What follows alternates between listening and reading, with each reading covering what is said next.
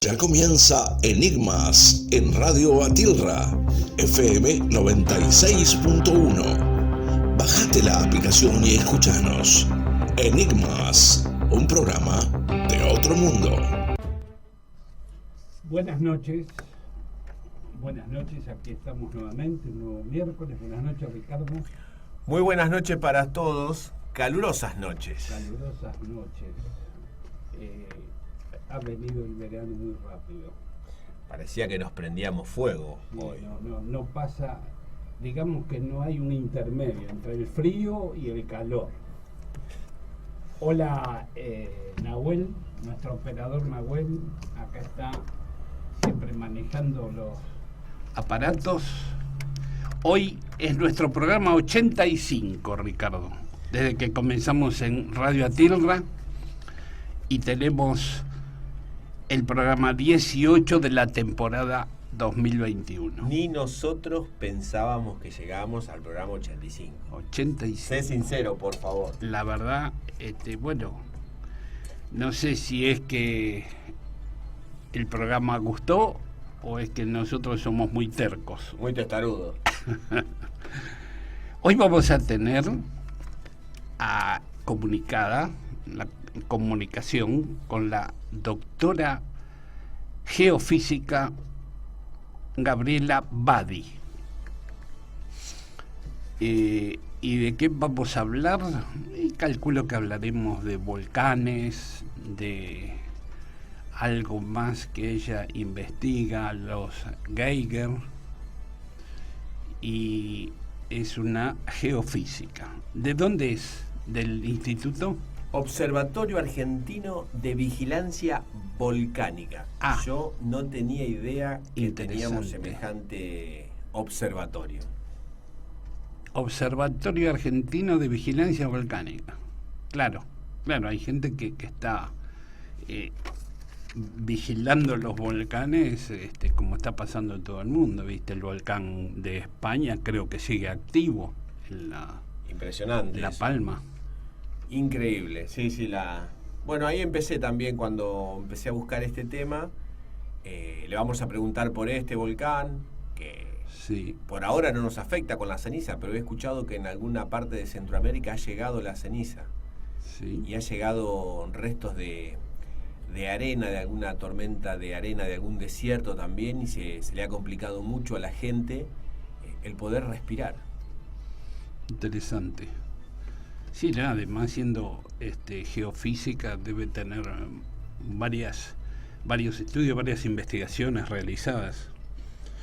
Está también esos volcanes que están por activarse, que unos están en Alaska, sobre 4 islas de Alaska, y el otro es el del Parque Nacional Yellowstone, que también es muy grande, que dicen que si ellos se activan sería una catástrofe mundial. Sí, ahí ponemos en autos, digamos, a nuestros oyentes si quieren hacer alguna pregunta. Yo hace un tiempo me enteré, hace unos años, que ese parque nacional era una especie de volcán gigante. Claro. Por eso tiene creo que llaman geysers. Los geysers, claro, sí. Bueno, algo así la pronunciación, que esa agua caliente que sale es porque abajo es un volcán. Ajá. O habría una especie de volcán. Bueno, se lo vamos a preguntar a Gabriela. A Gabriela. Y después vamos a tener a Débora Goldstein. Débora Goldstein, una gran investigadora argentina que ha escrito 3 libros. Uno es sobre la Cova de los Tallos, que le vamos a preguntar también, esto de la Cova de los Tallos, creo que es en Ecuador, y que es algo también bastante intrigante e interesante. Se habla del inframundo, se habla de la tierra hueca, se habla del mundo subterráneo, que le vamos a preguntar cuál es la diferencia entre esos términos, ¿no? También ella ha hecho un libro en coautoría con un investigador francés, porque es sobre ufología. Y tiene otro libro también de la tierra hueca, digamos, o del mundo subterráneo, ¿no? De las cavernas en los Alpes, una gran investigadora. Ella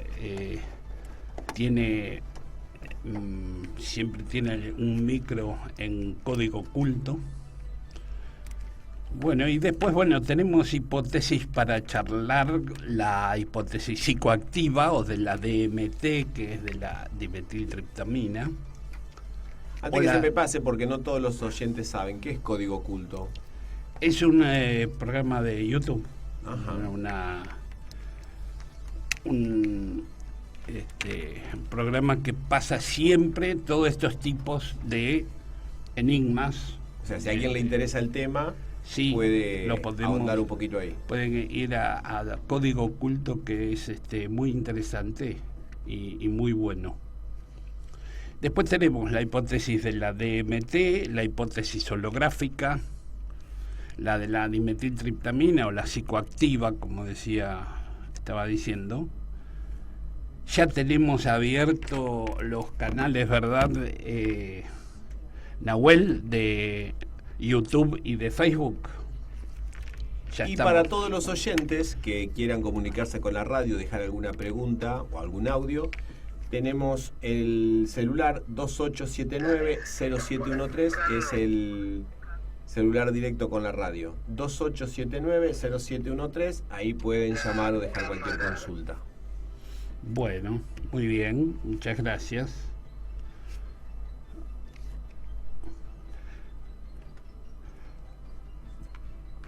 Bueno, gracias. Acá Aldo me está avisando que la cámara está corrida, que nos corta un poco la cabeza. Para salir en vivo Claro. Bueno, no se pierden gran cosa tampoco. Claro, pero queda mal, viste, que te corte la cabeza. Acá tenemos el programa en YouTube, Enigmas. Sí. Que estamos con Gabriela Badi. Hola, Gabriela. Buenas noches, ¿qué tal? Encantada. Buenas noches, ¿qué tal? Carlos y acá mi compañero Ricardo. ¿Qué tal, Gabriela? ¿Cómo te va? Buenas noches, yo te estuve molestando para lograr la entrevista. Muy bien, encantada, no hay problema. Bueno, nosotros en primera instancia dijimos que eras una doctora en geofísica, que estabas en el Observatorio Argentino de Vigilancia Volcánica. Nos gustaría que nos comentes a nosotros y a los oyentes alguna cosita más como para estar en contexto y poder hacerte las preguntas. Perfecto, bueno, les cuento. Efectivamente, soy geofísica, mi especialidad es la sismología volcánica y soy la responsable del monitoreo sismovolcánico en el Observatorio Argentino de Vigilancia Volcánica, que pertenece al Servicio Geológico Minero Argentino. El observatorio es un organismo bastante reciente, digamos, existe formalmente desde 2017 y estamos creciendo en este momento, desplegando las redes propias de monitoreo volcánico en aquellos volcanes activos que tenemos en nuestro territorio y en el borde, en la frontera entre Chile y Argentina, porque nosotros tenemos del orden de 39 volcanes activos que manifiestan algún signo de actividad, ya sea porque se están deformando o porque tienen actividad sísmica, o sea, porque se mueven, tiemblan, sí, o porque tienen fumarolas. Algunos de esos volcanes están en la frontera, entonces hay que monitorearlos tanto del lado de Chile como del lado argentino. Chile viene monitoreando sus volcanes desde los años 90. Le puso un gran esfuerzo y muchísimo presupuesto para reestructurar y modernizar su observatorio a partir de la erupción del Chaitén. Nosotros, tardamos un poquito más. A partir del año 2012, cuando comienza la erupción del Copahue, Argentina empezó a estudiar la posibilidad de crear un observatorio de vigilancia volcánica, y así es como se concreta en 2017 y de a poco se han ido adquiriendo instrumental. En este momento estamos en proceso de adquirir instrumental para las redes de Mendoza Y en el caso de las redes de Neuquén, de los volcanes de la provincia de Neuquén, estamos instalando equipos gracias a la colaboración del gobierno de la provincia de Neuquén, que adquirió instrumentación hace tiempo. Y bueno, ahora en poquitos días estamos saliendo para el norte de la provincia de Neuquén, donde vamos a instalar equipos para monitorear del lado argentino el complejo Laguna del Maule. Bueno, espectacular. Se me ocurre, ¿no? Yo sé que la pregunta puede sonar para algunos muy naif, pero me interesaría que nos comentes cómo se monitorea y para qué se monitorea. Por más que parezca la respuesta muy obvia, se me ocurre, está perfecta. Que no sé qué se puede hacer una vez que un volcán entra en erupción, pero bueno, sería bueno enterarnos. Perfecto. Bueno, lo que nosotros hacemos es colocar instrumental, sensores que registran distintos tipos de señales que generan los volcanes activos. O sea, cuando un volcán está activo, generalmente sufre algún tipo de temblor porque el magma está tratando de subir a la superficie y para hacerlo rompe rocas, o bien también resuena de la misma manera que si nosotros ponemos una cacerola en la cocina a hervir arroz, por ejemplo, sentimos que tiembla, ¿verdad? La cacerola tapada. Sí. Bueno, ese tipo de señales nosotros las registramos con instrumentos que son los sismómetros, que de la misma manera que miden los terremotos, permiten medir pequeñas vibraciones de distintos tipos que generan los volcanes. Por otro lado, de la misma manera que cuando nosotros ponemos una fuente de calor, yo siempre hago ejemplos de cocina, perdón. Está muy bien. Cuando colocamos una torta, por ejemplo, dentro del horno, por el calor empieza a leudar, ¿verdad? Se deforma. Bueno, los volcanes también tienen una fuente de calor interna que hacen que se deforme. Por eso que con instrumentos a través de la geodesia, a través de la información que nos dan los satélites, podemos medir esa deformación. También hay otro tipo de sensores que nos permiten medir la composición de los gases que emite un volcán y así analizar qué materiales hay abajo. Medimos también la temperatura y eso nos permite saber si se está calentando y va a entrar en actividad. La idea es que nosotros medimos un montón de señales, las analizamos a lo largo del tiempo para tratar de identificar aquellas señales que nos alertan de un cambio. Cuando una señal tiene un comportamiento diferente a lo que el volcán hace cuando está tranquilo, entonces decimos que encontramos un precursor, es decir, una señal que nos ayuda a alertar a las autoridades y a la población para que tomen las medidas necesarias para prevenir y mitigar el riesgo. El volcán anterior, el que todos conocen, yo no me acuerdo el nombre ahora, pero no sé si era el Copahue que vos dijiste, ¿fue el que llegaban las cenizas hasta Buenos Aires? Bueno, con el Copahue difícilmente llegan las cenizas hasta Buenos Aires porque las erupciones, claro, las erupciones del Copahue vienen siendo moderadas, ¿está? Entonces, en general, las cenizas se esparcen más bien cerca, en la provincia de Neuquén. Las cenizas que nosotros llegamos a percibir en Buenos Aires fueron fundamentalmente las de Puyehue y Cordón Cauche en 2011, pero también con el Chaitén, o sea, erupciones, los volcanes que están en territorio chileno suelen tener erupciones bastante más violentas, con mucho material, mucha ceniza arrojada a la atmósfera, y como los vientos siempre vienen hacia el este, entonces la ceniza siempre la recibimos nosotros, dependiendo de lo explosiva que haya sido la erupción, más alta subirá la ceniza y los vientos atmosféricos los podrán llevar más lejos. Gabriela, Carlos, acá hay una pregunta de Aldo Barroso que dice: ¿cómo se calcula el volumen del magma que está bajo la superficie y después de la erupción? ¿Quedan vacíos o se recupera ese magma? Bueno, interesante la pregunta. Siempre son modelos que se hacen para tratar de estimar aproximadamente el volumen. Cuando el magma está por debajo de o sea, cuando es magma, nosotros separamos magma cuando está por debajo de la tierra, cuando todavía no salió a la superficie, y decimos lava una vez que ya fue salido por la boca del volcán. ¿Está? Perfecto.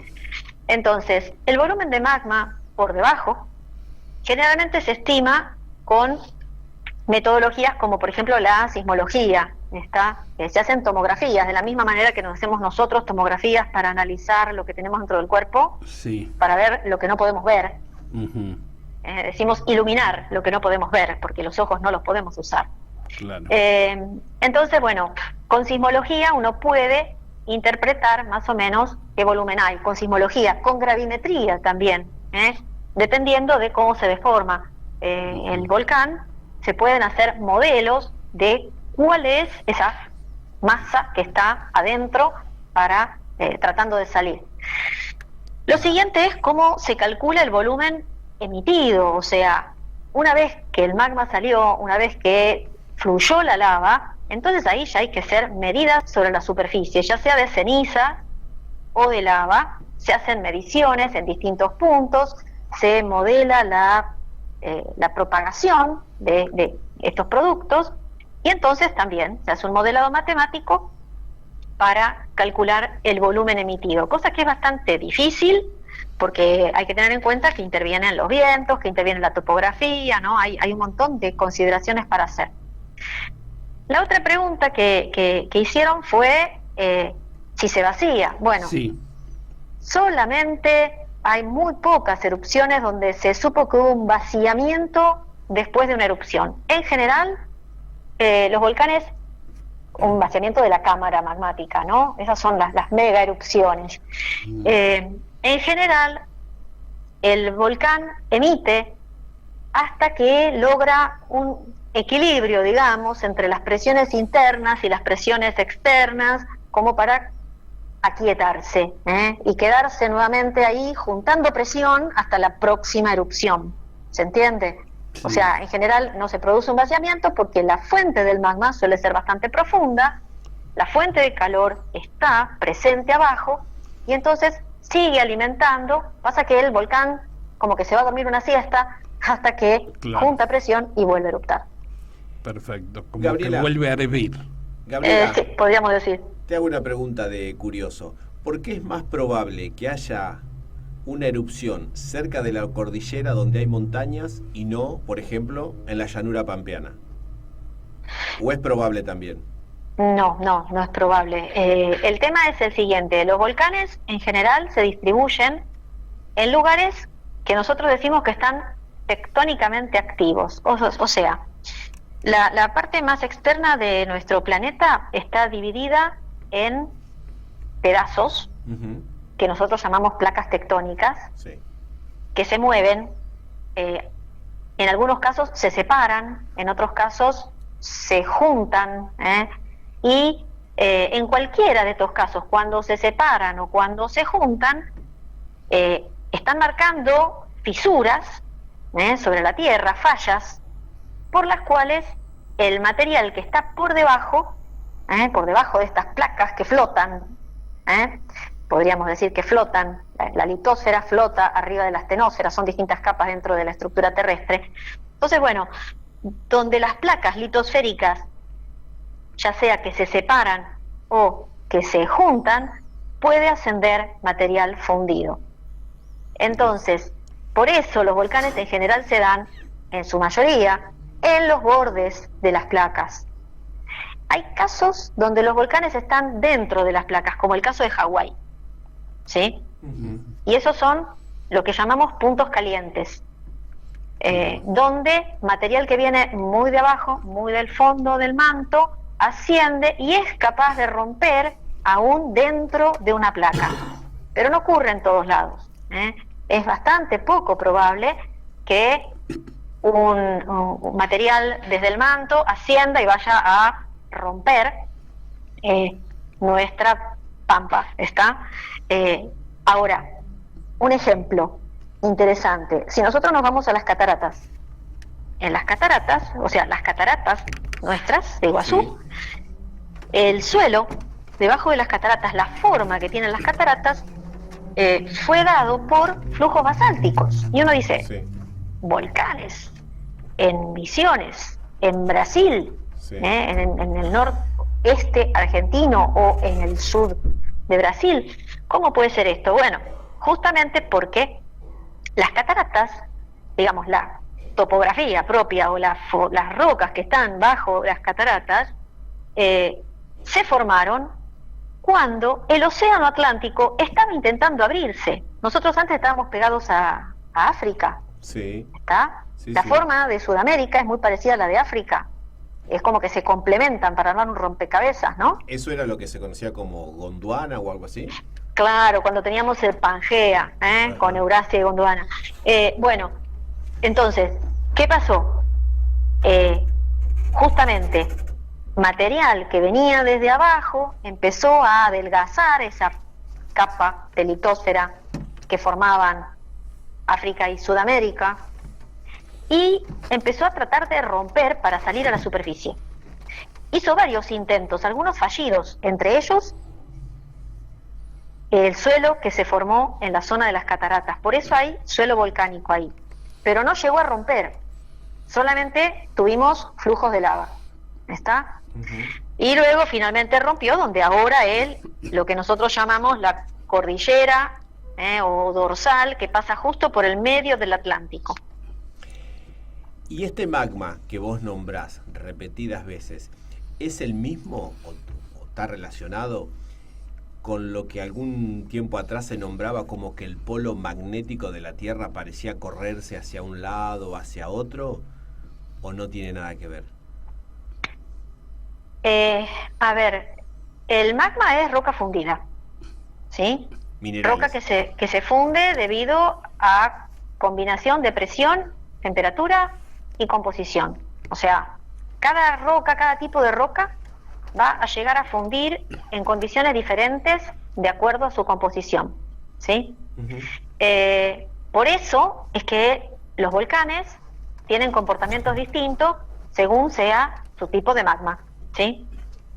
Lo que comentabas del campo magnético, que varía, no, el campo magnético terrestre se produce porque el núcleo de la Tierra, mucho más abajo de donde surge el magma que alimenta nuestros volcanes, ¿está? Ajá. Pensemos que el magma Pensé que que era alimenta todo lo nuestros mismo. volcanes, Pensé que era todo lo mismo. claro, no, la Tierra es grande, es muy grande, y pasan muchas cosas adentro de ella. El magma que alimenta nuestros volcanes en general viene de profundidades que son del orden de 100 kilómetros, 150 kilómetros, salvo Hawái, que viene de más abajo, como decíamos, porque viene bien desde el fondo del manto. ¿Está? El campo magnético, que es lo que nos ayuda a orientarnos, ¿sí? Lo que orienta a las palomas, lo que ayuda a las comunicaciones, lo que nos protege de la radiación solar. Bueno, el campo magnético es producido por movimiento que hay en el núcleo de la Tierra, por debajo de los 2.900 kilómetros de profundidad. Bueno, muy interesante todo lo que nos estás contando, Gabriela, pero tenemos acá varios oyentes que nos hacen preguntas. A ver, Está conectada Silvia G., Aldo Barroso, Crónica Subterránea de Débora Goldstern, Andrés Segovia, Hugo Daniel López. Por ejemplo, Hugo Daniel López pregunta, dice que le fascinan los volcanes, ¿generan rayos y alguna luz también? Una pregunta. Y yo agrego, ¿mandan bolas o especies de bolas, de pelotas de energía cuando sale con la lava? Y entre los volcanes de la cordillera, ¿cuál modificó más la geografía argentina y en qué época? Bueno, son varias preguntas. uy, un montón. A ver si puedo, no sé si voy a poder responder todo. No, te los voy diciendo. Vamos a intentar. A ver, primero, si producen rayos y luces. Sí, los volcanes que son muy explosivos, Sí. Cuando emiten abundante ceniza y a la atmósfera, ¿no? Sí. Esa ceniza puede producir fricción, ¿sí? Claro. O sea, las partículas de ceniza hacen fricción entre ellas, además que salen rápido, y entonces ahí se genera lo que nosotros llamamos electrificación atmosférica. Ajá. Y es así como en algunas erupciones hay unas fotos hermosas de Puyehue de Cordoncauce, que tuvo una columna eruptiva muy alta y con mucho material, Sí. que se veían rayos dentro de la columna eruptiva. Nosotros llamamos columna eruptiva a ese penacho de gas y ceniza que sale y que se eleva en altura, ¿no? Sí. Y sí, producen rayos, eso sí. Y obviamente los rayos tienen, como es electrificación, se produce emisión de luz también. Bien. ¿Cómo seguían las preguntas? Qué lindo poder hacer estas preguntas, porque uno muchas veces, cuando creo que se ha ocasionado un terremoto hace poco en México o en otros lugares, se nombró que se veían algunas luces y uno enseguida descree y dice, no, ya que están Sí, los fantasiosos y... Eso es complicado. Todavía no hay muchas pruebas. Creo que una de las primeras veces que se llegó a ver en el momento del sismo esas luces Sí. fue en este último terremoto de México. Ajá. Hay mucha gente que dice que sí, que ocurren realmente. Hay otros que dicen que en realidad lo que estamos viendo es fenómenos debido a las instalaciones eléctricas, ¿no? Las conexiones eléctricas que están explotando.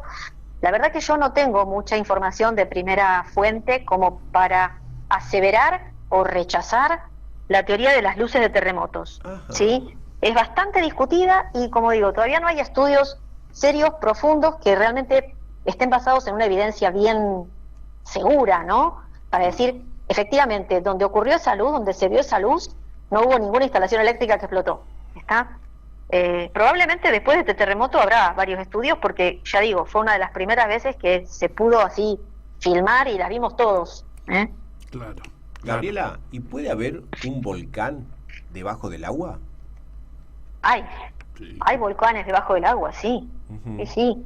Justamente lo que yo comentaba hoy de las dorsales que están en el medio del Océano Atlántico, por ejemplo, o en el medio del Pacífico, donde está creciendo el fondo oceánico, son todos volcanes. Pasa que son volcanes que emiten lavas muy fluidas, enseguida que sale la lava se enfría.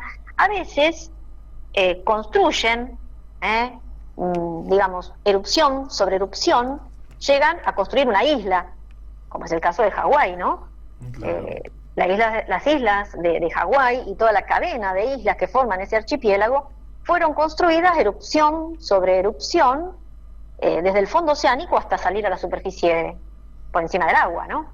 O sea que después de algo como una erupción volcánica, pasados no sé cuántos años, vos me podrás decir, se formó un paisaje tan pero tan lindo como el de Hawái. Sí. Sí, en algunos casos algunas son rápidos, otros son cientos de millones de años, otros son depende, ¿no? Claro.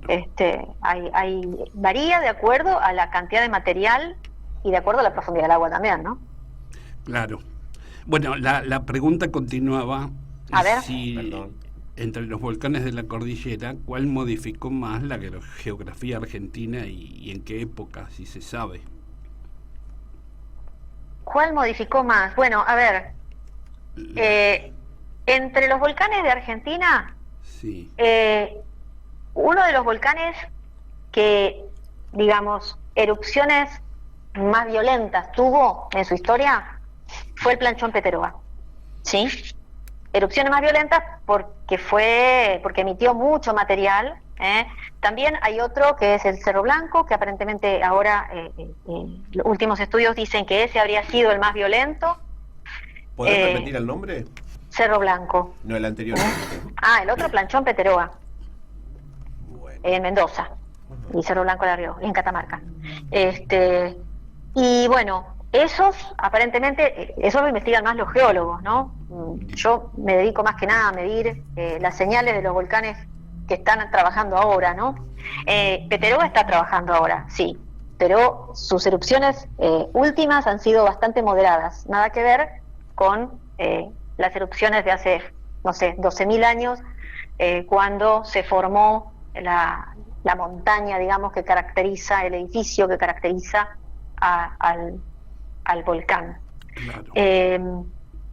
Ahora, el tema con Sí, si afectó más. Claro, ¿Sí? la geografía argentina y en qué época habrá sido, ¿no? Digamos, si hubo alguna modificación en nuestro país, en la geografía de nuestro país. Claro, bueno, es que estos volcanes, digamos, afectan, tampoco es que afecten a toda la superficie del país, ¿no? Afectan en su región. En su región.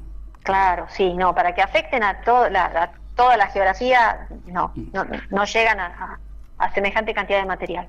¿Qué es el flujo piroclástico? Ajá. El flujo piroclástico, últimamente ahora los científicos le están cambiando el nombre, le llaman de otra manera, le llaman corrientes de densidad piroclástica, pero bueno, todos Ajá. lo conocemos como flujo piroclástico. Sí. A ver, cuando sale la columna esa que vemos de ceniza, Sí. a veces cuando tiene mucha ceniza y cuando sale con mucha velocidad, a veces puede ocurrir como que pierde el equilibrio, podríamos decir, interactúa con, digamos, afectada por la topografía del volcán, por la forma del volcán, puede de alguna manera desplomarse, caerse. Sí. Y entonces, cuando todavía tiene velocidad y todavía está muy caliente, la ceniza y el gas pueden empezar a correr como una corriente o no digo un río, pero sí es una nube de ceniza caliente que se mueve sobre la ladera del volcán. ¿Está? Ajá. Y pueden ser tan rápidas como moverse a 700 kilómetros por hora, por ejemplo. Por eso son muy peligrosas, porque es ceniza y gas rápido y caliente. Claro. Eso es lo típico que se vio, por ejemplo, en las erupciones del Vesubio, que destruyeron a Pompeya y Herculano. Claro, justamente. Bueno, nuestra Pampa, entonces, ¿puede ser que una parte de la Pampa sea de este flujo piroclástico? ¿O no? Bueno, hay cenizas Sí. desparramadas, digamos, llevadas por los vientos, en toda nuestra Patagonia, ¿sí? De erupciones antiguas.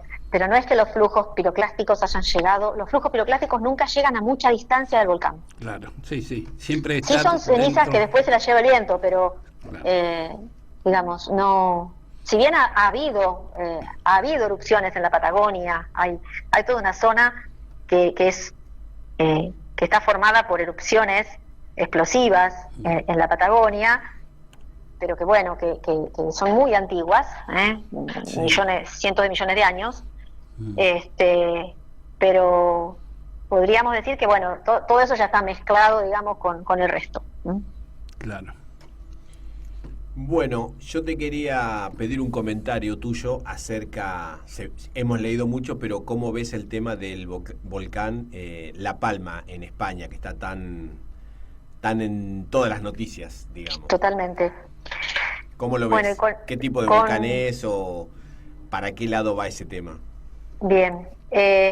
Bueno, las Islas Canarias tienen un origen que todavía está en discusión en cuanto a cómo se formaron, ¿sí? Y cómo, debido a qué el magma sale a la superficie. Hay distintas teorías, hay 4 teorías que conviven. Algunas hablan de que es como Hawái, un punto caliente, o material que viene desde muy abajo, desde el fondo del manto.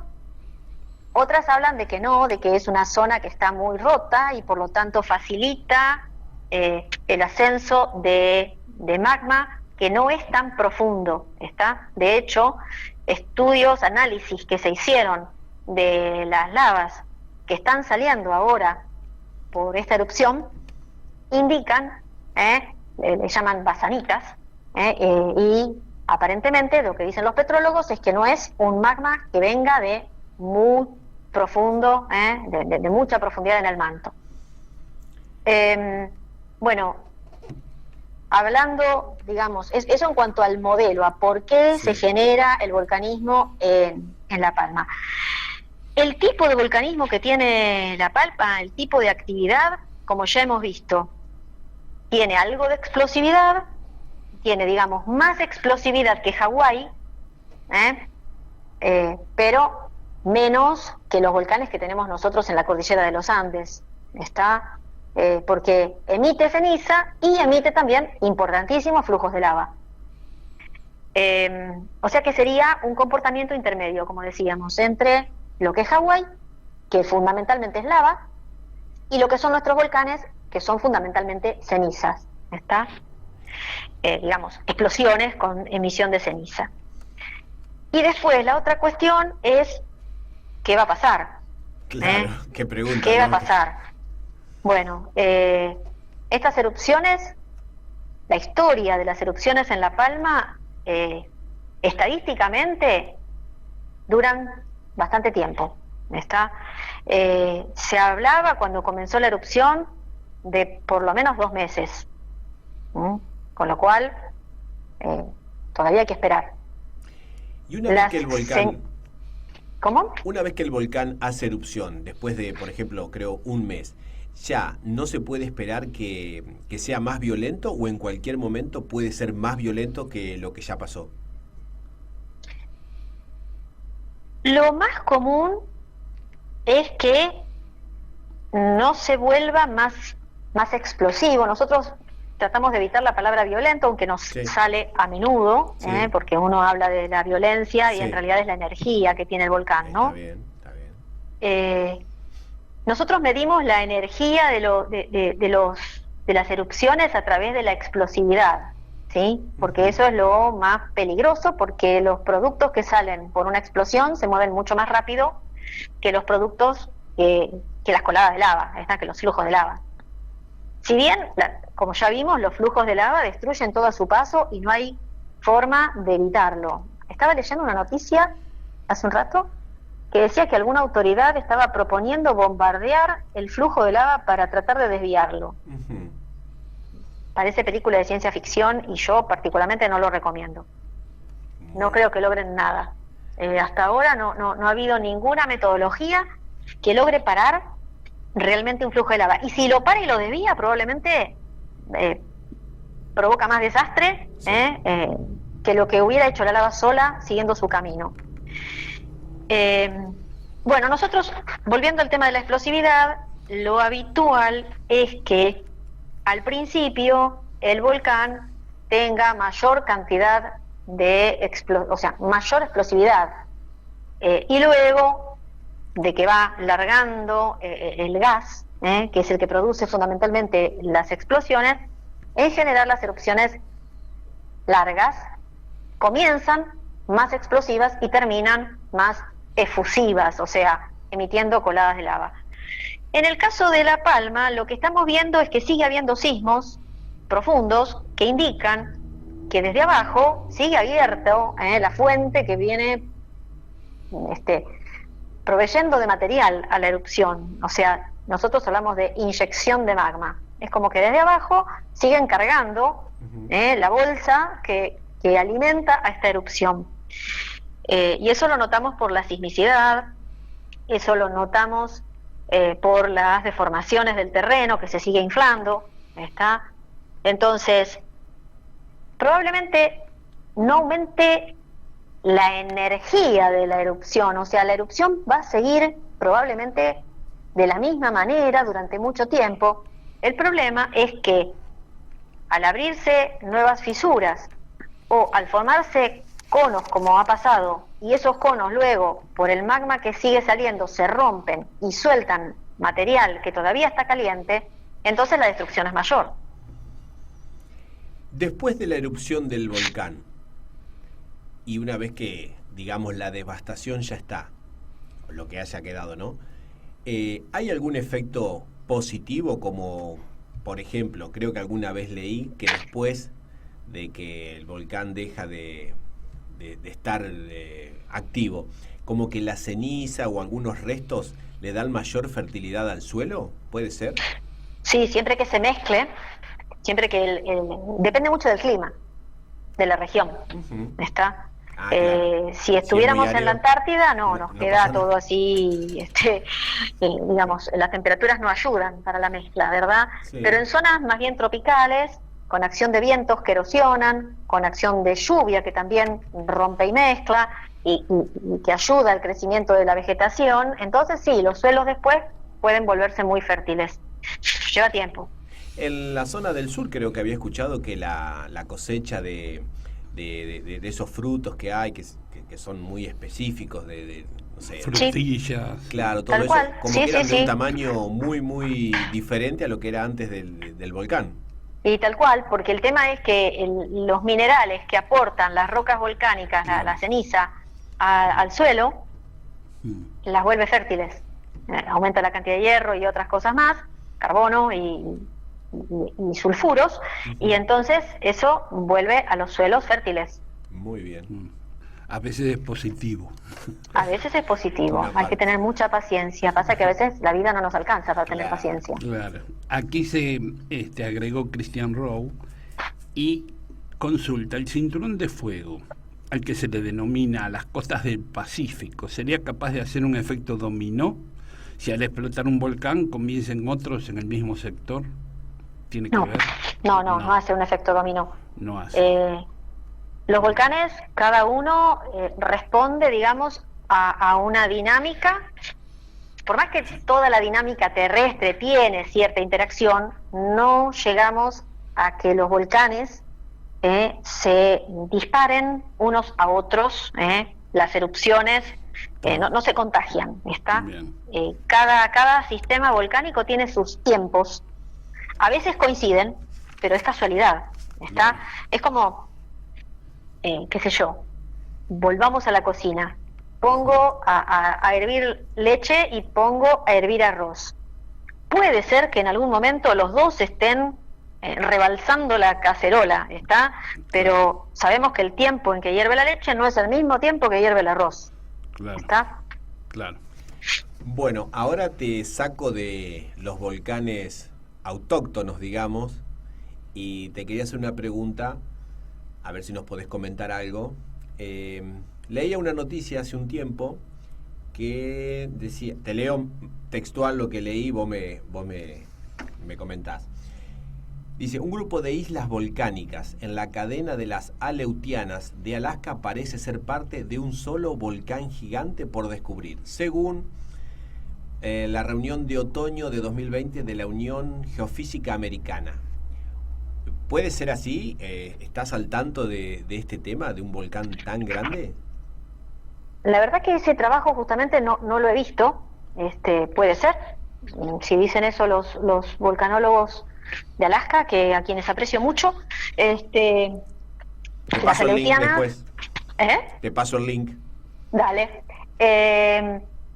Digamos, entre Alaska y Kamchatka, ¿no? Tenemos todo el arco de las Aleutianas, que forma una tremenda cadena de volcanes, que se debe justamente a la subducción del Pacífico bajo la placa norteamericana, ¿no? O sea, ese arco, esa línea de volcanes se origina porque el fondo del océano Pacífico se está hundiendo por debajo de la placa norteamericana. Y eso hace que se generen volcanes uno al lado del otro, de la misma manera que los Andes en Sudamérica, ¿está?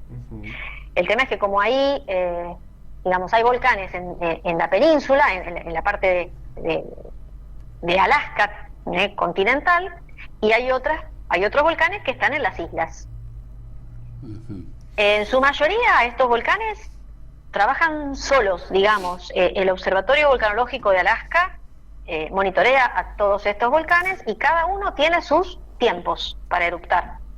Si hay algún sistema volcánico que esté grande, que esté alimentando a algún par de volcanes que estén muy cerca, no digo que no, podría llegar a ser. La verdad que yo no tengo la información, pero bueno, lo puedo leer, después lo hablamos. A mí me llamó la atención cuando dijiste que tenemos 39 volcanes activos en Argentina. Por lo menos conocidos. Conocidos, es decir, que puede haber más. Sí. ¿Hay algún peligro? ¿Hay alguno que se sepa que pueda llegar a tener actividad en poco tiempo? Bueno, tiempo justamente relativo. nosotros estamos empezando a monitorear a los que están más arriba en la lista, a a los top del ranking. Sí. Ya estamos monitoreando a Copahue, que es el primero. Nosotros, digamos, estamos monitoreando Copahue porque es el que tiene población viviendo más cerca del volcán, y porque además tiene actividad. O sea, como el volcán Copahue en estos últimos años, 1 o 2 veces al año o a veces más, emite ceniza, Sí. Entonces lo estamos monitoreando. Después, el que sigue en el ranking es justamente el Planchón Peteroa. Tiene actividad sísmica, tiene fumarolas.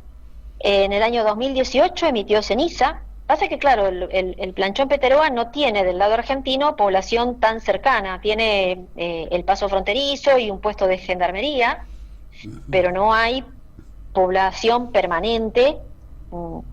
Está el complejo de las Leñas a 40 y tantos kilómetros, y si no, después está la ciudad de Malargüe, Claro, sí. pero que está a 90 kilómetros. Del lado de Chile tiene un poco más cerca, 60 y tantos kilómetros, tiene una población. Entonces, justamente, si bien tiene antecedentes de haber hecho erupciones violentas, otra vez, explosivas, muy energéticas, resulta que justamente por estar más lejos de las poblaciones, entonces no está primero, está segundo en el ranking de peligros de riesgo. Claro. Después, Lanín, Tromen, son volcanes que hay leyendas que dicen que han tenido flujos de lava. Hay leyendas mapuches que dicen que han tenido importante actividad eruptiva.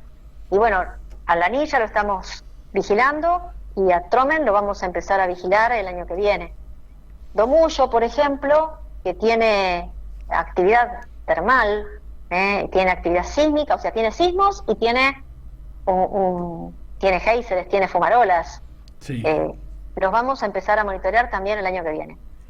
Ahora nos vamos justamente a monitorear a Laguna del Maule, Sí. que también está en el top 7 de nuestros volcanes, porque Laguna del Maule tiene actividad sísmica, tiene deformación, se viene inflando a razón de varios centímetros, del orden de 2 centímetros por mes. Ajá.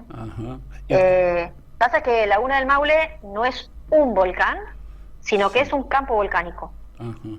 Tiene del orden de 130 bocas eruptivas, podríamos decir. Hay 130 centros que han emitido lava, cenizas, en distintas épocas. Y bueno, hay que monitorearlo. Chile lo monitorea de su lado y nosotros tenemos que hacer lo nuestro de monitorearlo también, ¿no? Para monitorearlo, ustedes tienen que ir hasta el lugar. Sí. Claro. Vamos, en realidad, a instalar los equipos. Van a instalar a Laguna del Maule, en Neuquén. Claro, vamos a instalar 7 estaciones, Claro. entre sismológicas y geodésicas, y se le colocan antenas de radio que transmiten la señal hasta un lugar donde están las antenas satelitales. Claro. Y desde allí las señales Que emiten. llegan a Buenos Aires, donde nosotros, y al gobierno de la provincia de Neuquén, que es el que pone los instrumentos. Claro. Y nosotros, una vez que recibimos las señales, las vamos analizando. Y en el Lanín hicieron lo mismo, ya están Tal también cual. los instrumentos. Lanín y Copahue. Y Copahue. Ahí el Lanín está en el Huechulafken. Sí.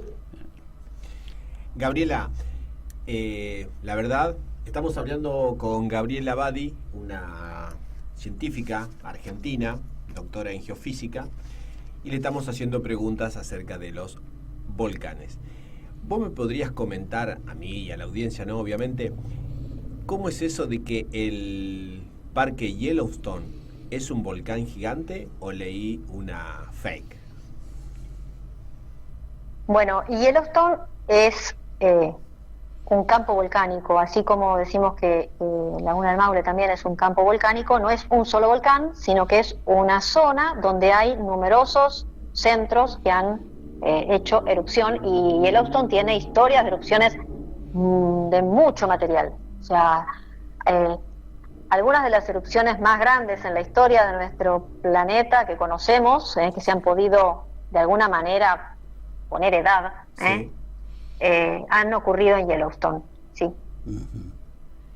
O sea que lo que se ve sobre la corteza, te digo porque alguna vez leí una noticia, no sé si era una noticia o algo científico, pero como que daba a entender que lo que se ve en la corteza debajo sería como un volcán gigante que hace que por eso esté el agua hirviendo, se vean esos geyser, creo que se llaman, o geyser. Sí, sí, más que un volcán gigante, hay una gran fuente de magma, claro, que alimenta a las distintas bocas.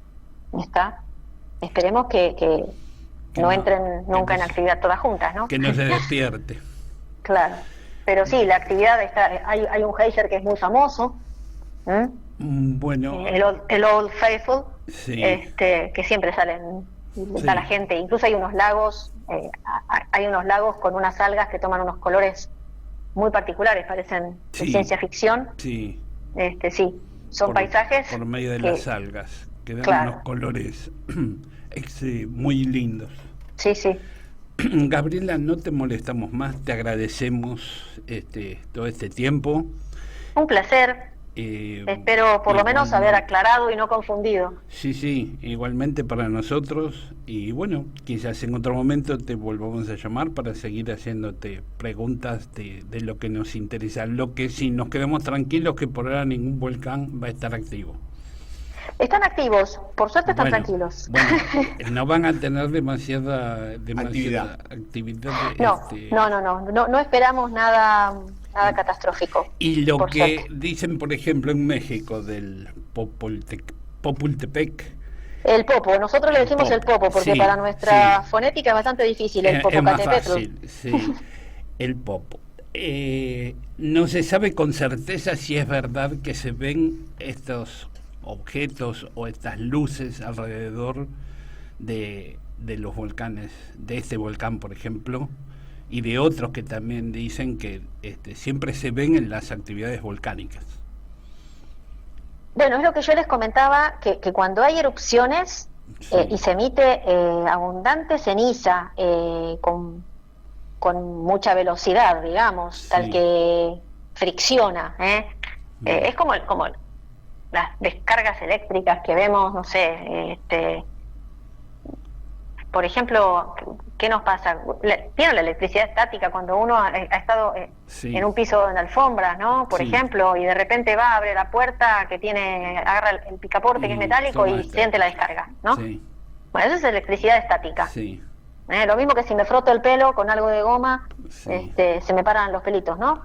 Bueno, todo eso es electricidad estática. Y se da por fricción, ¿está? Y porque esa electricidad en algún momento en el contacto entre las partículas termina haciendo un chispazo, claro. ¿Está? Entonces las luces que nosotros vemos en las erupciones se producen por eso, porque la ceniza frota, cada partícula de ceniza frota contra la otra, se van cargando y emiten chispazos. Muchos chispazos terminan haciendo un rayo. Ahora, si hay otro tipo de luces, yo la verdad no puedo decir nada, no tengo información. No podemos aceptarlo ni negarlo. Claro, si son en una erupción, perfecto, tengo el modelo para explicarlo. Otro tipo de luces, la verdad, no sé. Gabriela, y te estábamos despidiendo, pero me acordé de una pregunta que seguramente más de un oyente se estará haciendo. Seguramente alguna vez escuchaste que mucha gente piensa, como ahora están los terraplanistas, hay gente que piensa que la Tierra puede ser hueca y algunos aventuran como que puede tener hasta sus propios habitantes. Después de tantos años de investigación, ¿tenés alguna opinión acerca, o cuando lees una noticia referido a esto, qué pensás o a qué conclusión llegás? Y para mí eso, la verdad, de acuerdo a las leyes físicas, a cómo ocurren los procesos que vemos, nosotros interpretamos, gracias a los procesos que vemos, interpretamos los procesos que no vemos, ¿está? O sea, yo les trataba de ejemplificar lo que pasa dentro de la Tierra con cosas que vemos en la cocina, por ejemplo, ¿no? Con una cacerola, con el horno, la electrificación con cómo nos cargamos entre nosotros y echamos chispazos. nosotros tratamos de interpretar los procesos que no vemos a través de la física de los procesos que sí vemos. ¿Está? Sí. Hacemos nuestros modelos, justamente. La verdad que sería bastante imposible, de acuerdo a la física que conocemos, que alguien pueda sobrevivir a las presiones que hay en el interior terrestre. Las tomografías, las imágenes que nosotros podemos hacer a partir de los estudios de las señales que viajan a través de la Tierra, a través de todo el planeta, nos indican que sería imposible. No hay huecos, porque además si hubiera huecos, eso implicaría otro tipo de señales, implicaría muchas cosas distintas en las señales que nosotros registramos, muchos fenómenos distintos en las señales que nosotros registramos, con lo cual da para película de ciencia ficción, pero la verdad que la realidad no indica que pase nada de eso. Muy bien. Doctora, muchas gracias. A ustedes un placer, ¿eh? Un placer haberla tenido. En algún momento quizás la volvamos a molestar. Un gusto, que sigan bien. Gracias. Muchas gracias por el trabajo que realizan y que nos cuida a todos, que nos protege, que nos tiene alerta. Bueno, muchas gracias a ustedes y esperamos seguir pudiendo hacerlo y que funcione bien. Muchas gracias, Gabriela. Bueno, muy interesante y un orgullo tener estos científicos argentinos. ¿Cuánta gente que trabaja en el anonimato por ahí para que llegado el caso, el momento, tengamos cierto resguardo, ¿no? Porque sí, nadie está pensando en un volcán todo el día, pero hay gente que se ocupa. Sí, sí. Y lo que decimos siempre, tenemos buenos científicos, hay buena materia gris en Argentina. Vamos a una pequeña pausa. Gracias y nos volvemos a encontrar en unos segundos. Muy bien. Continuamos con Enigmas OVNIs. Aquí estamos nuevamente al aire. Bueno, ahora vamos a comunicarnos con Débora Goldstein. Acá Nahuel está tratando de comunicarse, con quien vamos a hablar. Bueno, ella tiene escritos 3 libros. Uno que habla de la Tierra hueca, secretos subterráneos de los mundos olvidados. Ese es el de la Tierra. Después tiene uno también sobre la Cueva de los Tallos, que es ese mismo. Y tiene uno con un ufólogo, Michael Sirger, cuyo título es En defensa de los contactados, que según me dijo ella es una nota que le ha hecho al investigador Michael Sirger, francés, y de ahí el libro que pudo escribir. La Tierra hueca es el otro libro que ella escribió, que es ya la tenemos en el aire. La del ufólogo es una entrevista realizada al colega francés. El otro que publicó es La Tierra Hueca, un ensayo crítico. El de los tallos es una extensa investigación de la Cueva de los Tallos. Pero ahora ya vamos a preguntarle a ella. Hola Débora, ¿cómo te va? ¿Qué tal? Buenas noches al programa. Buenas noches, Carlos. Buenas noches a todos. Gracias por el tiempo, para darnos la entrevista. Muchas gracias. Y vamos a hablar un poco de lo que vos tenés escrito y de lo que has investigado. Acá tengo los 3 libros tuyos. Secretos subterráneos de los mundos olvidados, que habla de la Cueva de los Tallos. Ah, se cortó. Ah, bueno. Entonces vamos a tratar de comunicarnos nuevamente. Parece que hubo algún problema. Sí, porque se escuchaba un ruido, ¿no? Sí, yo te iba a decir que se escuchó un ruido. Quizás nos están los hombres de negro nos están monitoreando las llamadas, porque no quieren que hablemos de ovnis. Ya la tenemos nuevamente al aire, Débora. Sí, se había cortado. Se había cortado. ¿Qué tal? ¿Qué tal? Bueno, estábamos diciendo de tus investigaciones y los libros que tenés hechos, el de Secretos Subterráneos de los Mundos Olvidados, que habla de la Cueva de los Tallos, que es una extensa investigación. Hola. Débora, si podés bajar un poquito, ¿tenés algún aparato cerca tuyo que está saliendo al aire? A ver. Sí, por ahí tenés una radio prendida o algo cerca que se acopla por el celular. A ver.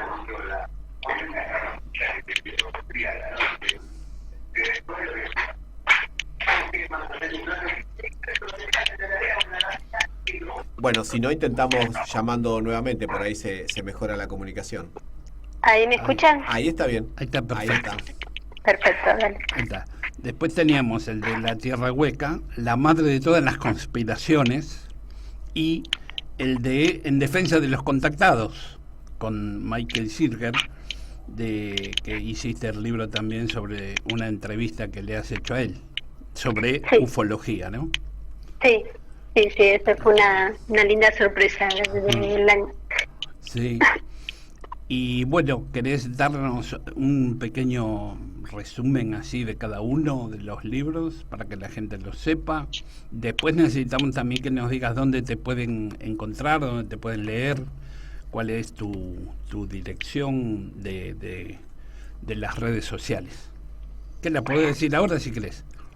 Sí, estoy como en Facebook, me encuentran como Débora Goldstein, en Instagram también, así que Sí. después, bueno, tengo una columna en Código Oculto, Sí. y después mi blog es Crónicas Subterráneas, así que Exacto. cualquiera de esos sitios pueden encontrarse conmigo. Exacto. Con respecto a los libros, bueno, sí, efectivamente en el 2016 salió Secretos Subterráneos de los Mundos Olvidados sobre la Cueva de los Tallos, que fue una investigación que me tocó como una década de estudio. Es un estudio diferente, no es el estudio, digamos, no apartándose un poco de la cuestión de, como yo digo yo, de Lara Croft y de Indiana Jones, ¿no? Sí. O sea, tomando los datos duros Sí. y poniendo el acento un poco en Argentina, ¿no? O sea, la vinculación de Argentina, cómo estaba inserto, ¿no? Porque es una historia muy compleja, la de los tallos.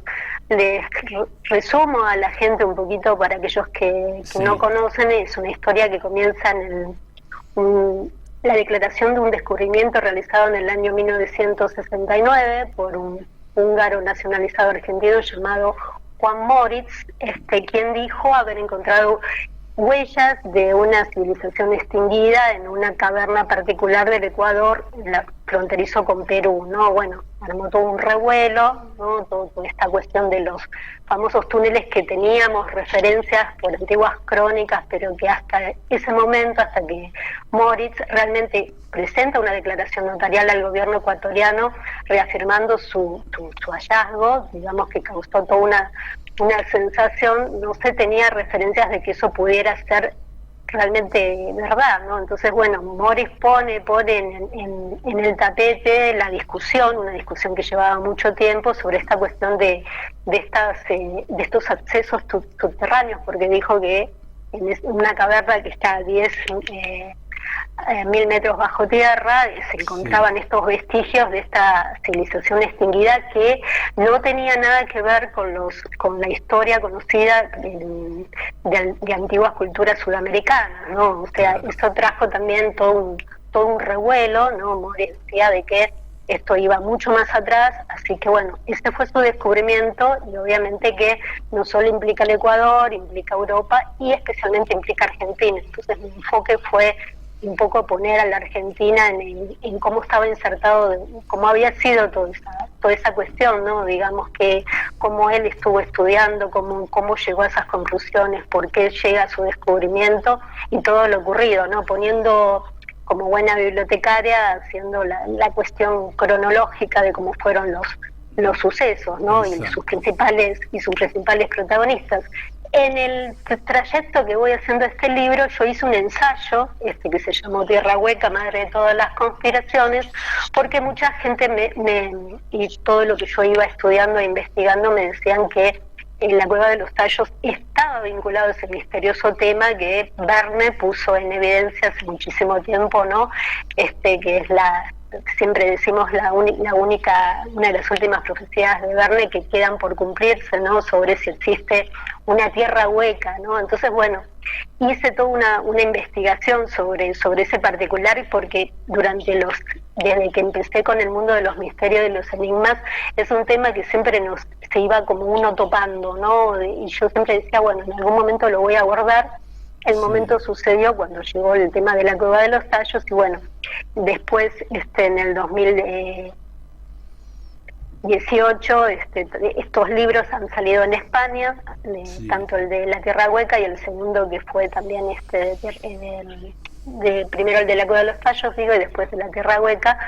Así que bueno, después me lo tomaron, decidieron también publicarlo, ¿no? Y bueno, y el último libro es la entrevista que le hago a este ufólogo, Michel Seeger, que es un excelente especialista que actualmente reside en el Japón. Ajá. Que él decidió, debido a la entrevista que yo le realicé, responderme con un libro, lo cual me sorprendió gratamente, a todas las inquietudes que yo tenía especialmente sobre su revisionismo ufológico, sobre un caso particular como es la cuestión de Adamski, que con tanta controversia, ¿no? Así que fue muy interesante porque, bueno, él tiene el enfoque y ha puesto todavía el tema otra vez en actualidad sobre lo sucedido, sobre lo que pasó con Adamski, sobre su encuentro en el año 52, y sobre un montón de actores de esa época que me parece que es una de las más ricas de la ufología, ¿no? O sea,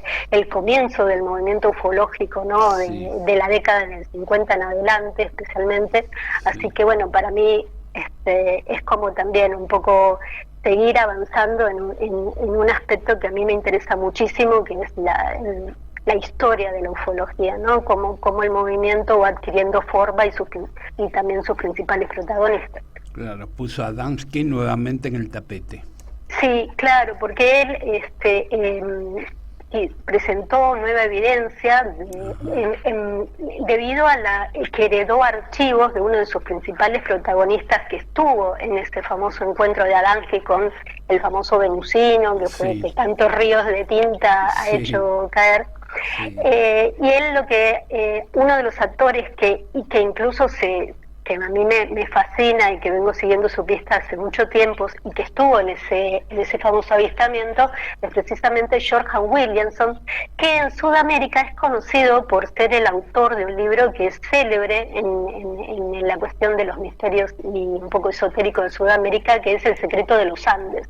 Ajá, entonces claro, George Williamson, que en ese libro aparece con el seudónimo de Brother Phillips, digamos, es uno de los protagonistas así un poco silenciados y uno de los actores, para mí, uno de los padres quizás de la teoría de los antiguos astronautas. O sea, es un hombre interesantísimo que poco se ha explorado, porque siempre hemos tenido esa visión de ese libro, pero desconocimos todos como sus libros. La mayoría de sus libros están en inglés, desgraciadamente, salvo uno solo, que es El secreto de los Andes, y el resto, que que son importantísimos, no se han logrado traducir. Pero bueno, la cuestión es que Michael Seeger es uno de los herederos de toda esa información, lo cual lo convierte en un hombre para mí muy importante, y él presenta toda esta nueva evidencia, porque fotografías de lo ocurrido, qué pasó en noviembre del 52 cuando tuvo lugar este encuentro. Bueno, es todo muy muy muy interesante, ¿no? Así que para mí ha sido un placer poder que él se interesara por yo pensé que no me iba a contestar nunca, porque digamos yo quería hacerle solamente una entrevista para mi blog, y tardaba en responderme, y yo decía, no me va a contestar nunca este hombre. Y bueno, la cuestión es que realmente siempre me sorprendo, ¿no? En la vida a uno lo sorprende, y bueno, él lo publicó para el mercado anglosajón, fue mi entrada para ese mundo también, me hizo partícipe de su libro, así que estoy sumamente agradecida de que se haya interesado, ¿no? Y le haya gustado lo que yo quería preguntarle, ¿no?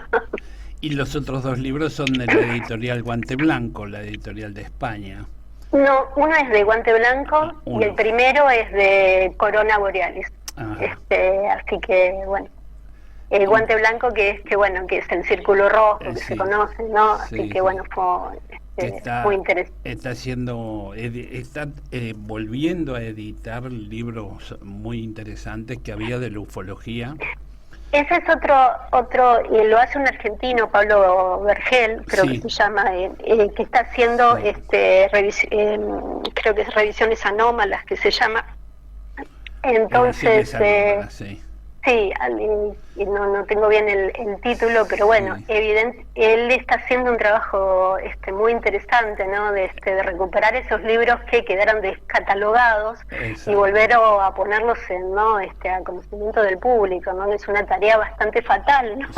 Porque hay que pedir los permisos, hay que revolver un montón de cosas, pero lo que hace específicamente Guante Blanco es seguir un poco el camino que iniciara Jiménez del Oso, ¿no? Hace mucho tiempo con sus libros, es volver a esa vuelta, ¿no? O sea, y bueno, tuve la suerte de que se me incluyera en la primera salida de Guante Blanco con todos esos libros. Muy interesante. Incluso creo que está el libro de los extraños de Berlanda. Sí, bueno, eso fue por el lado de Vergel. Lo que sí publicó Berlanda con Guante Blanco es con respecto a la película.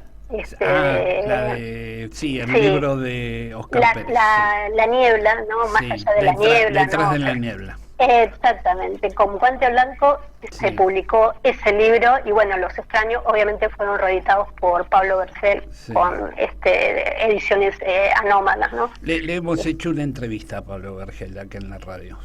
Sí, me parece sumamente muy interesante. Y sobre la hipótesis que él maneja también, sobre la supuesta procedencia del fenómeno OVNI. Sí, creo que él me había enviado hace muchos años algunas de sus ideas, escuché una charla que viste que hablabas del inframundo, del mundo subterráneo y de la tierra hueca, que para algunos quizás es todo lo mismo, ¿no? Pero vos pudiste darle una diferencia a cada uno de estos nombres, ¿es verdad?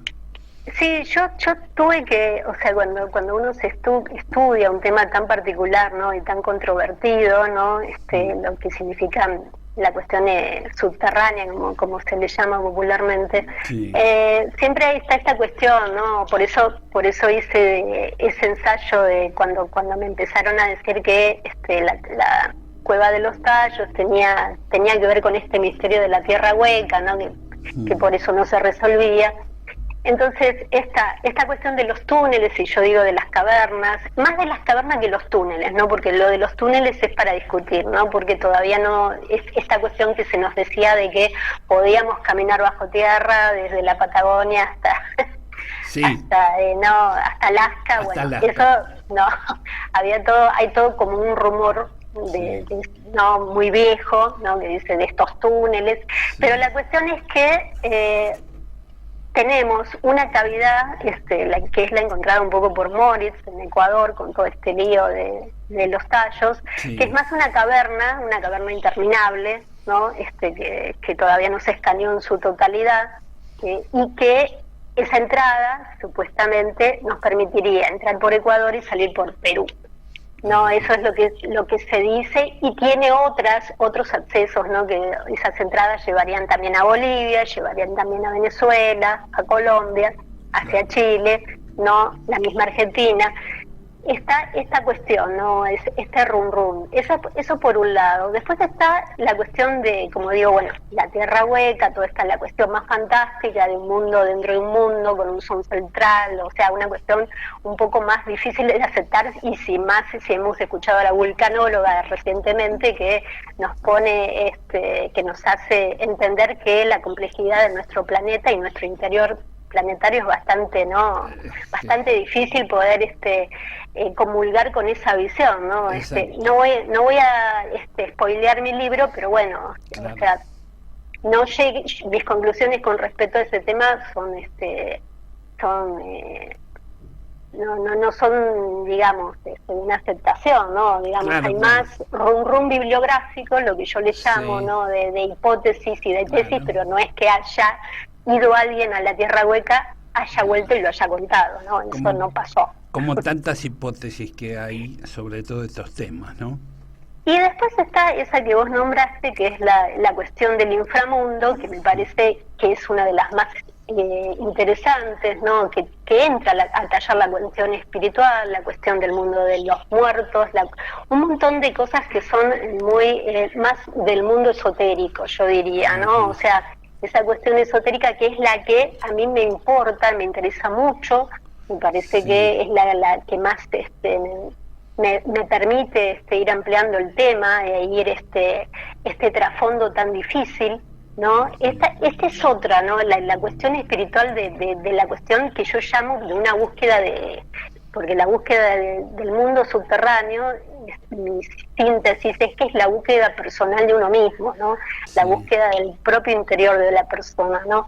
Pero yo siempre digo, es una búsqueda personal y espiritual, ¿no? O sea, pero después los datos duros, como son los de la Tierra Hueca, y por eso lo que te comenté de los túneles y de las cavernas, nos marcan otra cosa, ¿no? O sea, por eso yo hago esa diferenciación, porque me parece que quien se mete en esta cuestión y cuando se empieza a hablar del mundo, cuando dicen, no, una civilización, viviendo bajo tierra, me comunico con los intraterrenos y todas Sí. estas derivaciones tan controversiales, bueno, hay que Sí. tener claro estas subdivisiones o no, bueno, no es, digamos, es una cuestión que a mí me sirve para seguir en la investigación que me importa, pero digamos cada uno lo puede tomar como prefiera, no es una cuestión tampoco que se deban seguir reglas, pero en mi caso estas reglas son necesarias y válidas para ir avanzando, ¿no? Claro, pero además es interesante el tema del inframundo, de las almas Uh-huh. y todo el esoterismo que hay alrededor de eso, ¿no? Y porque esto también te vincula, ¿no? Y queda un poco de cierto temor del abordaje con la cuestión de los ovnis, ¿no? Claro. Esta cuestión o sea, hay Claro. como una vinculación por ese tema, ¿no? Me parece que es muy interesante que recién se empieza a abrir después de Sí. estar como un poco invisibilizado, un poco distanciado, ¿no? Hace mucho tiempo la ufología se ha movido y con razón desde la cuestión más científica, ¿no? Claro. Pero está esta cuestión que me parece que están en colación ambas, entonces bueno, se vuelve un poco más más peliagudo, ¿no? Sí. De avanzar. Es otra de las teorías, de las hipótesis. Claro, exactamente. Exactamente. Bueno, acá mi compañero Ricardo te quería preguntar algo sobre Parravicini. Él estaba queriendo saber algo de las profecías, que vos has estudiado algunas de ellas, de Benjamín Parravicini. Sí. ¿Cómo te va? Buenas noches, Ricardo. es mi ¿Qué nombre. tal? ¿Qué tal, Ricardo? Bueno, la verdad, un gusto. Hemos hablado poco en este programa de Parravicini. Si la gente o algún oyente no lo conoce, me gustaría que vos pongas en contexto un poquito quién fue Benjamín Solari Parravicini y después te hago algunas preguntas que siempre me han inquietado. Bueno, Benjamín, o sea, pertenece al siglo pasado. Benjamín Solari Parravicini viene de una familia muy tradicional argentina, ¿no? Que su vida hubiera transcurrido normalmente como un pintor destacado, y como un chico bien, como le decimos, si no fuera porque después empiezan a pasar cosas. Parece que su destino estaba como un poco dirigido. Y estas cuestiones son que, bueno, empiezan a pasar cosas con cuestiones, ¿no? Que ya conocemos bien, que son las cuestiones de encuentros extraños en el cielo, que a él le van a cambiar la vida, ¿no? Encuentros con objetos desconocidos y cierta adopción que él después declararía, o sea, toda una cuestión muy intrigante con respecto a que hablamos ya de un sensitivo, ¿no? O sea, de una persona que, como digo, su vida estaba destinada a ser muy diferente y de pronto tiene ese encuentro con, digamos, con lo destino, con el otro lado, ¿no? O sea, y bueno, Parravicini empieza a predecir, a hacer dibujos extraños que se llaman psicografías, ¿no? Con respecto al futuro, ¿no? Especialmente de la Argentina y del mundo, ¿no?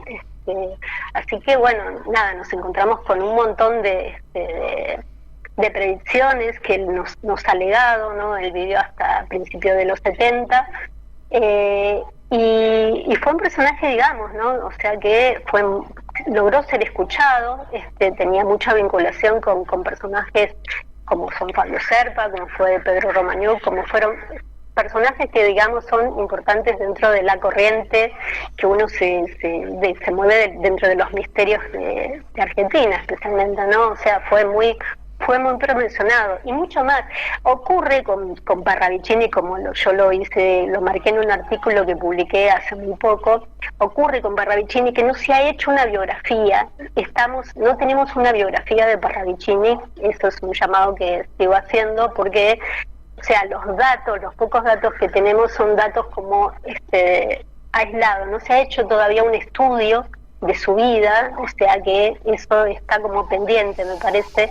Pero bueno, estamos a uno de los sensitivos que en mi caso personal considero que es uno de los está a la altura, ¿no? de gente como Nostradamus o gente como Edgar Cayce, que fueron grandes videntes. Y bueno, creo que es uno de los terceros para mí más interesantes e importantes, ¿no? Y creo que en toda América Latina e incluso todo el continente americano su nombre es como evidente, si bien hay muchos, ¿no? Pero su nombre, digamos, siempre destaca, ¿no? Por esta cuestión de que sus aciertos han sido realmente bastante prodigiosos, aunque bueno, también se mezclan, como digo, ¿no? Ciertas cuestiones personales de las propias vivencias de Parravicini. Es muy difícil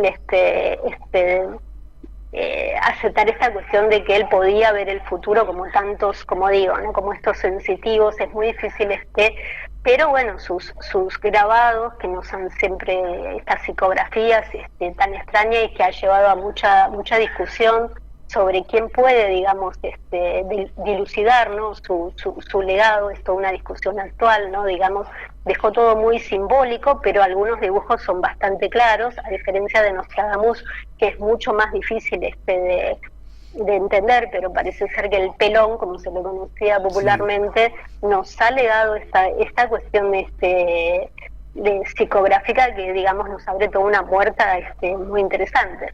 Sí. Te hago una consulta, para que nos pongas al tanto.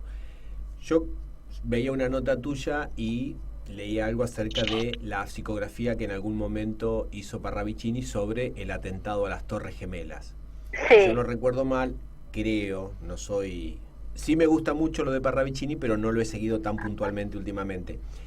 ¿Esa es la última psicografía donde él hace mención o su vaticinio de algún evento importante, o estamos cerca de algún otro dibujo que esté por completarse, digamos, con el hecho en la vida real? Mira, es una interesante pregunta, ¿no? Digamos, yo te cuento mi experiencia personal, ¿no? Cuando sucedió lo del atentado, yo tenía poca lectura en realidad esto en el 2001, ¿no? O sea, de Parravicini, pero ese día, precisamente 11 de noviembre, que creo que todos recordamos bien lo que nos sucedía. Sí. No sé por qué, yo solamente tenía algunas lecturas que había publicado Fabio Serpa de Parravicini en Cuarta Dimensión, ¿no? En su célebre revista, o sea, pero no tenía más información ni algún material, algún libro. Llegué a conocer a Pedro Romagnuc, pero fue después de ese 2001. Pero en ese entonces no sé por qué su figura se presentó como una cuestión me acordé de esa psicografía que es la que, ¿no? O sea, fue muy raro. Sería bueno que los oyentes, si pueden, la vean. Yo la voy a buscar ahora, si puedo la pongo en Facebook y en YouTube. Es, no digo preocupante, pero sí te deja como una sensación muy extraña después de verla. Sí, es una de las psicografías de él en donde está más explícito lo que quiere decir, ¿no? Lo que pasó. Pero es muy artístico a la vez. Sí. No sé cómo definirlo, pero te genera una sensación muy extraña ver el dibujo.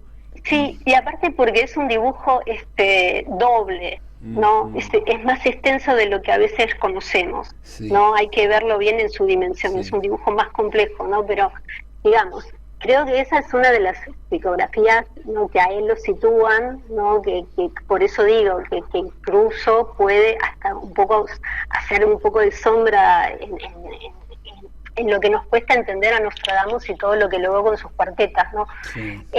Con respecto si hay otras de ese nivel, si es que te interprete bien, a mí me parece de que, bueno, se ha hablado mucho, o sea, su legado ha pasado por muchas manos, también ha habido muchas cuestiones de que muchos han intentado después que esas profecías se cumplan, algunas de las que él legó, digamos, sería un tema muy difícil, por eso digo, al carecer de una biografía detallada, lo que él generó en vida, que fue un poco desprolijo en cuanto a dejar su legado, ¿no? O sea, mucho lo quemó, mucho, no sabemos bien, no tenemos bien las fuentes, pero digamos, hay muchas interesantes, me parece, sí. Dejó algunas preocupantes sobre Argentina, y lo que iba a pasar, algunos dicen con respecto ahora, pero bueno, me parece que de la magnitud de la que hablamos está en el podio, ¿no? Débora, definitivamente. Sí.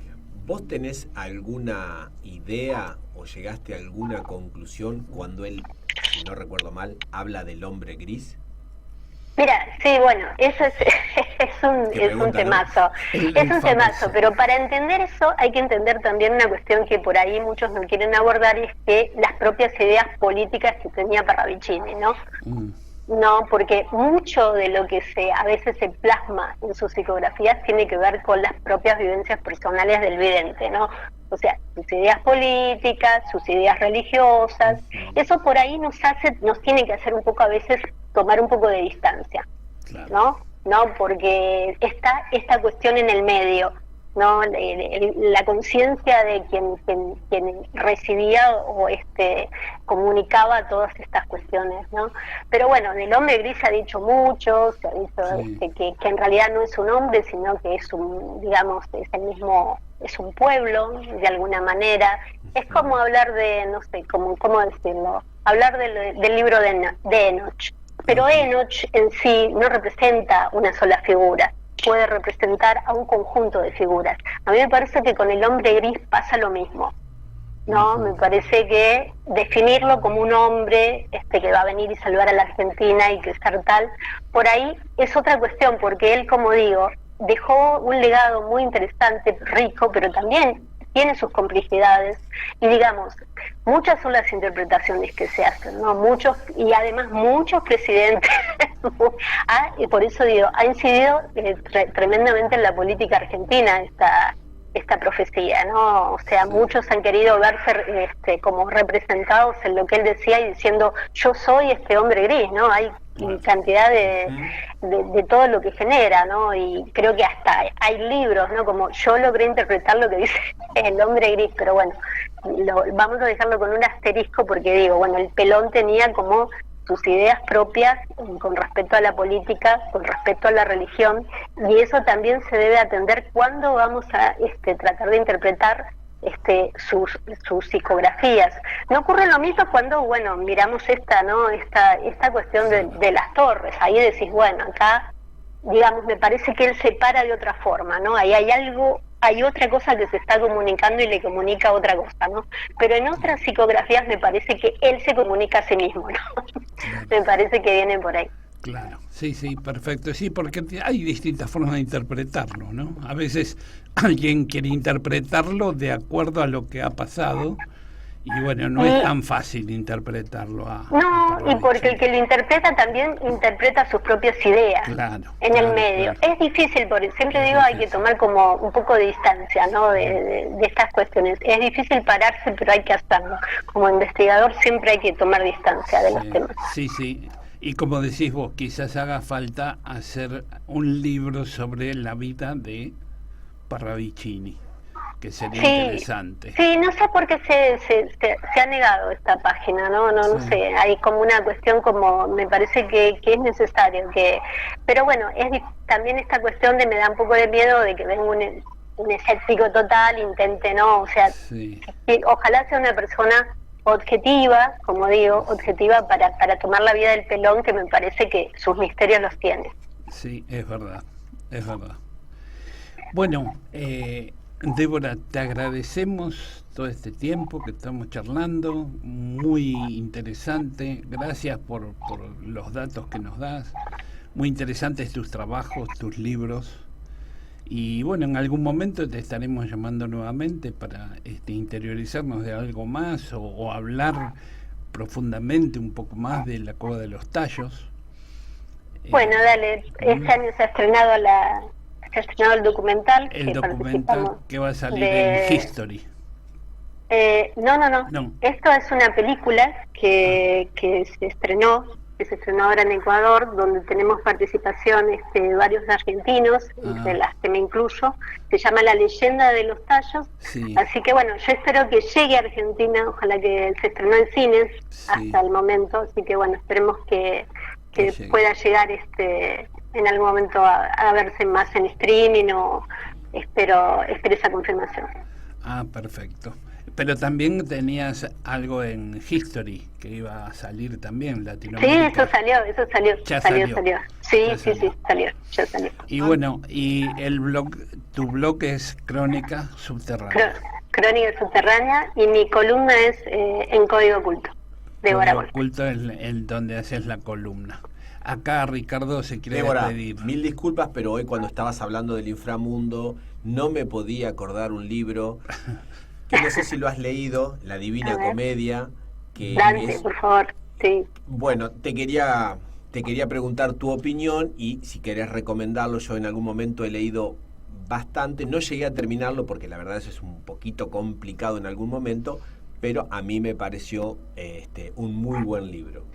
Bueno, es un abordaje iniciático, porque Dante era un iniciado, ¿no? Ahí entramos en la cuestión que a mí me gusta, que es la cuestión espiritual esotérica, ¿no? Y él era un gran iniciado, nos está dejando ahí unas pistas tremendas, ¿no? De ciertas cuestiones, ¿no? Que me parece que, bueno, que ahora no nos da el tiempo, ¿no? Pero ¿qué es eso, no? Que hay que entender cuando un hombre como Dante trasciende y escribe lo que escribe, es porque hay una iniciación de por medio y hay un mensaje que hay que comunicar de alguna manera, ¿no? Como el Bosco, como tantos otros, ¿no? Que nos han dejado su huella. Así que bueno, Javier Stanaro quiero recomendar, ha hecho que seguro que Carlos lo conoce, ha hecho un gran trabajo con respecto al pasaje Barolo. Sí. Donde él hace algunas conexiones muy muy interesantes que me parece que bueno, se entiende por ahí y que tiene que ver con Argentina, lo cual lo vuelve muchísimo más interesante todavía. Así que nada, para mí Dante es una figura central en uno de los misterios que a mí me encanta, que es profundo, ¿no? El mundo subterráneo espiritual y profundo. Así es, yo me acuerdo que hace mucho que lo leí también, pero era un libro grandísimo. Sí. Es difícil de abordar, es muy difícil de abordar. Hay que dedicarle tiempo y paciencia. Débora, muchas gracias. Un gusto haberte tenido con nosotros.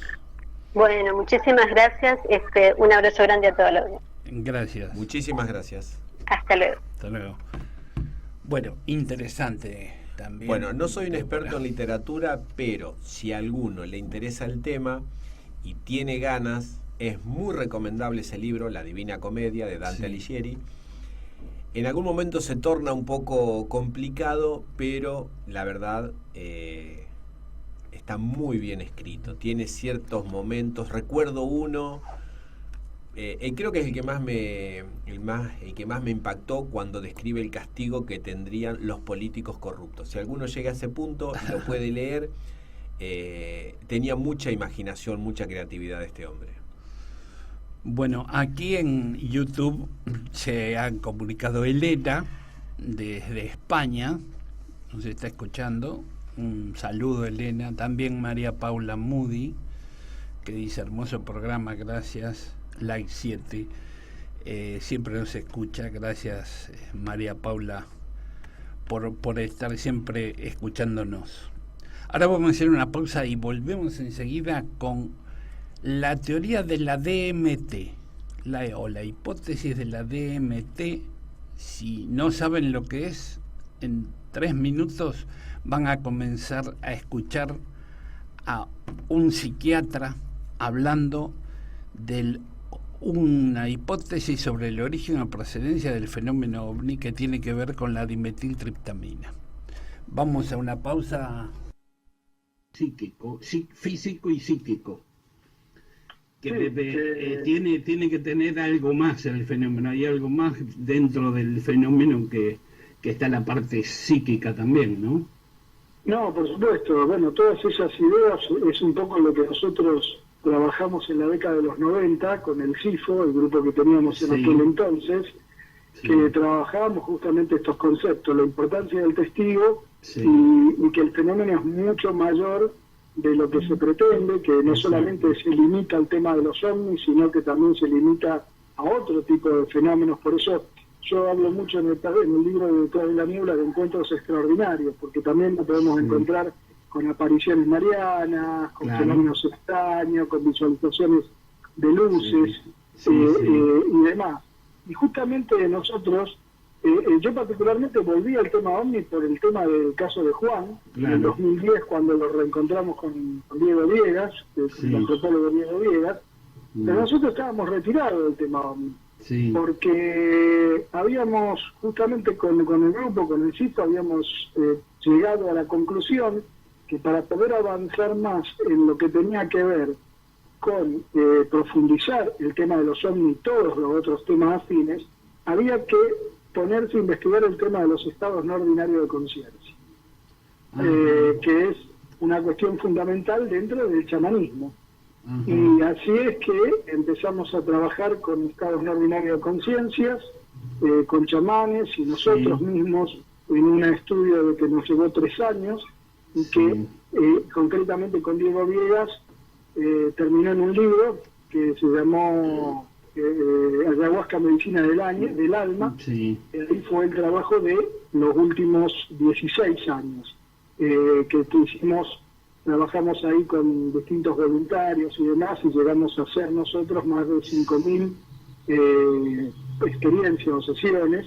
Y eso nos dio una serie de herramientas y elementos para poder, justamente decirte que el fenómeno ovni, y asegurarte, pero a partir de la vivencia, no solamente de lo que él investigó, sino también de la vivencia y demás, que el fenómeno es mucho más de lo que se piensa, que está íntimamente relacionado con el hombre, íntimamente relacionado con los estados no ordinarios de conciencia, que acompaña al hombre desde siempre, que los chamanes tienen un mapa para transitar determinados lugares, y que la realidad es en definitiva mucho más de lo que creemos que es. Por eso hay algunas diferencias que nosotros tenemos con la teoría de la distorsión de José, porque José Caravaca, José hace un excelente trabajo con el tema de el caso por caso, digamos. Nosotros un poco vemos la cuestión más global, y quizás él habla de un agente externo, que para nosotros más que un agente externo es un plano más de la conciencia. Lo ven desde afuera y ustedes lo ven desde dentro de la persona. Claro, es afuera, exactamente, es afuera y adentro, es las dos cosas. O sea, no podemos distinguir una afuera y una adentro, porque sería otro plano más de la conciencia. Lo mismo que la cuestión de la materia efímera que él habla. La materia efímera, porque lo que tendríamos que preguntarnos ahí es qué es la realidad.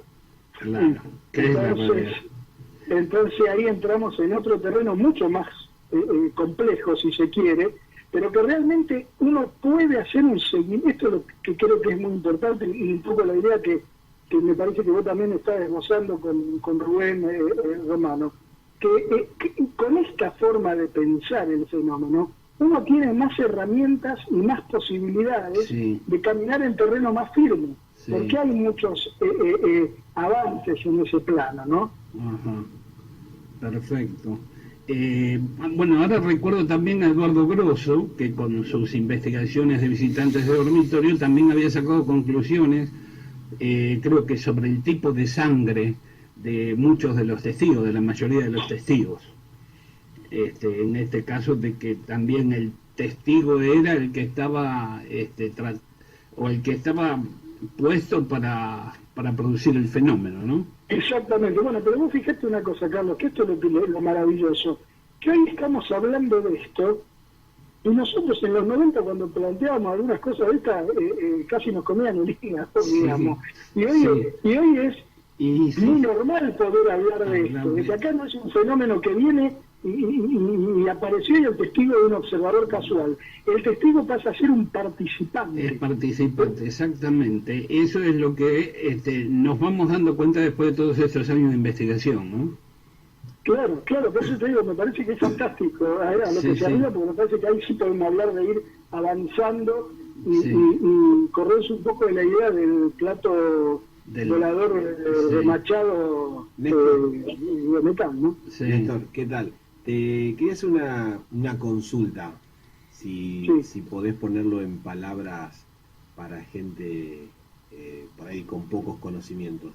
Vos repetiste varias veces estados o estado no ordinario de conciencia. Sí. Primero, el estado no ordinario de conciencia es un estado distinto al estado de vigilia común con el que nosotros estamos hablando ahora, por ejemplo. Claro. El sueño ¿Cuál es el estado sueño normal? Es un estado, claro, el estado, por eso, acá no hablaríamos de normal o no normal, acá hablaríamos de estado ordinario o estado no ordinario. El estado ordinario de conciencia es el estado de vigilia. Sí. El sueño es un estado no ordinario de conciencia. Sí. La meditación profunda es un estado no ordinario de conciencia. La experiencia de respiración holotrópica es un estado no ordinario de conciencia. El consumo de sustancias que consumen los indias, alucinógenas, no quería usar justamente ese término porque no produce alucinaciones, sino visiones, porque la alucinación está vinculado a algo patológico. Bien.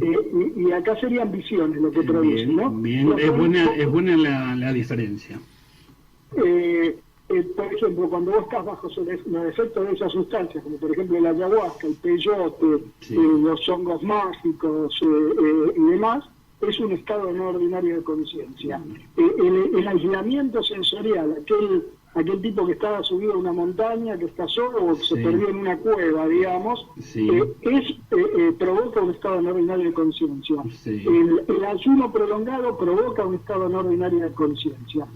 Y lo interesante es que todas estas situaciones de estado no ordinario de conciencia muy probablemente tengan como un factor común el tema de la mayor producción de dimetiltriptamina. La DBT. Por decir, redoblar la apuesta y decir que parte de la clave del fenómeno OVNI es investigar el chamanismo. Investigar el chamanismo, porque creemos que los encuentros con OVNIs donde hay un acercamiento mucho más, no al simple hecho de ver una luz, sino que hay una interacción más importante con el tema del fenómeno OVNI. Creemos que siguen los mismos patrones que siguen, digamos, en el tema chamánico, y que por otro lado además tiene mucho que ver en los estados no ordinarios de conciencia, y creemos que dentro del chamanismo podemos encontrar algunos elementos como para acercarnos más al tema del fenómeno OVNI. Parte de la charla giró en ese punto, y lo que giró también fue en el tema de por qué existiría un linaje por qué habría familias de abusivos, por qué habría familias de personas que tienen experiencia cercana a la muerte y por qué existe un linaje también dentro del chamanismo. Y a mi criterio, bueno, tiene que ver con básicamente la mayor producción endógena de la dimetiltriptamina, que es una sustancia que tenemos en el cerebro. ¿De la? Dimetiltriptamina, DMT. La DMT. DMT. Sí. Es muy interesante esa línea, digamos, porque el mundo de la DMT es un mundo donde uno encuentra dentro de ese mundo entidades y demás. Es medio largo para explicarlo en esta nota, pero básicamente está muy relacionado justamente también con el tema chamánico, y podría explicarse que aquellas personas que tienen una mayor producción endógena de DMT es como que tienen una llave biológica a estos estados que permiten interactuar con el fenómeno OVNI.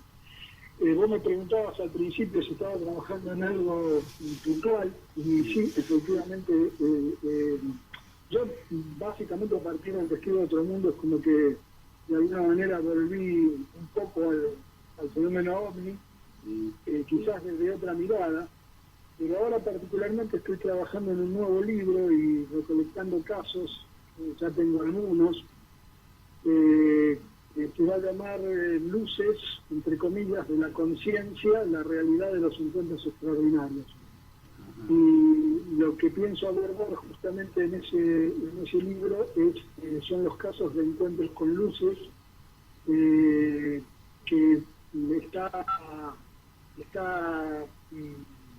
digamos, aparece en el tema de luces a lo largo y a lo ancho de la historia y de nuestro país, en el campo, en el norte, ya sea como la mirada de luces malas, o la mirada de espíritus, o luces de los ancestros. Y tengo algunos casos bastante novedosos de encuentros con luces, que es bastante común en el tema del campo. Sí. Y relacionándolo con todo este tema, ¿no?, de los estados no ordinarios de conciencia y demás.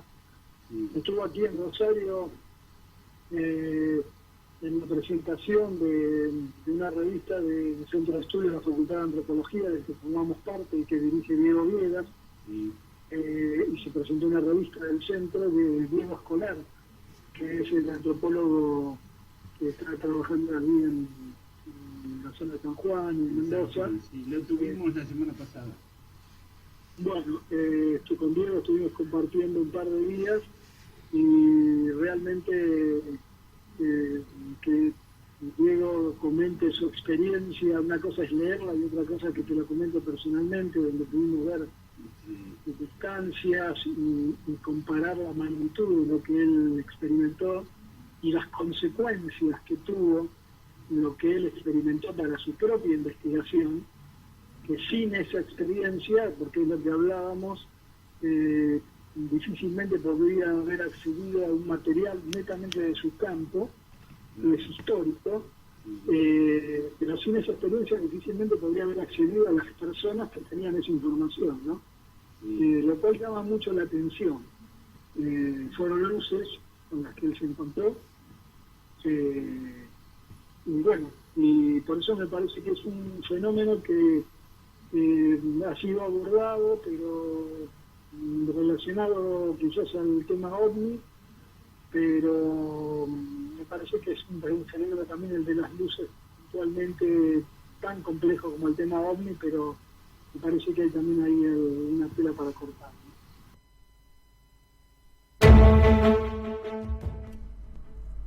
Bueno, creo que fue interesante esta charla con Néstor Berlanda.